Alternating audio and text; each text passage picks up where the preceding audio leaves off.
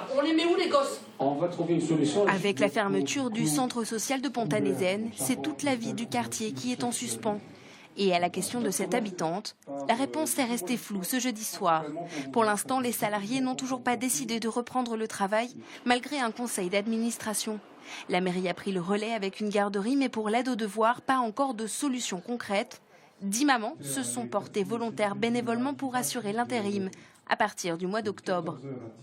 Autre volet abordé ce jeudi, le travail, toujours très absent de Pontanézen. Les habitants souhaiteraient que des emplois soient prévus pour eux dans le quartier. Depuis 2015, on a une augmentation probante des emplois d'avenir pour les quartiers et dans les quartiers. Ça ne veut pas dire qu'on fait un emploi d'avenir du quartier dans le quartier. Aujourd'hui, sur 2015, sur le premier semestre 2015, sur 100 emplois d'avenir, 37 sont dans les quartiers prioritaires. Moi, je ne comprends pas que les choses n'évoluent pas. Nos gamins, on va les laisser... En tout cas, cette réunion a permis de mettre en lumière le malaise qui règne à Pontanézen. Cette mère de famille de 3 enfants a tenu à s'exprimer de longues minutes. Elle habite ici depuis plus de 20 ans et son témoignage est saisissant sur le quotidien des habitants. On nous a construit un très joli cadre de vie, un réaménagement urbain où il n'y a rien à dire. Mais le problème, c'est que les fonds de problèmes de société sont toujours là. Mon fils, par exemple, sur sa classe, pratiquement tous les gamins n'ont pas eu le bac. On n'est pas un seul qui ait le bac, c'est pas logique. C'est pas normal, dans les autres quartiers, il y en a au moins quelques-uns qui l'ont. De sa classe, c'est pareil, ils sont tous condamnés. Est-ce que c'est normal? Est-ce qu'une maman ici a...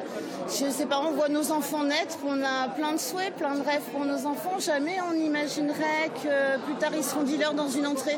C'est pas ça que les mamans elles souhaitent ici dans le quartier. Moi, quand j'étais jeune, ça fait bien longtemps, j'allais on avait des salles, on avait des centres de jeunes, on ne traînait pas dans la rue parce qu'on savait où aller. La vraie priorité pour les habitants reste les adolescents, les jeunes adultes. Ils n'ont eu de cesse pendant cette réunion de réclamer une salle absente des infrastructures du quartier. Avoir une confiance envers nous déjà, pour qu'on puisse avoir une salle, leur montrer qu'on n'est pas ceux qui croient. Surtout les gens de l'extérieur qui ne voient pas ce qui se passe vraiment. Une requête qu'Osni Trabelsi, l'adjoint du quartier, n'a pas rejetée. Il faut qu'ils s'organisent, il faut qu'il y ait une association, il faut qu'il y ait des personnes qui prennent en charge cette association, des personnes qui prennent la responsabilité de l'association. Vous ne donnez pas de local.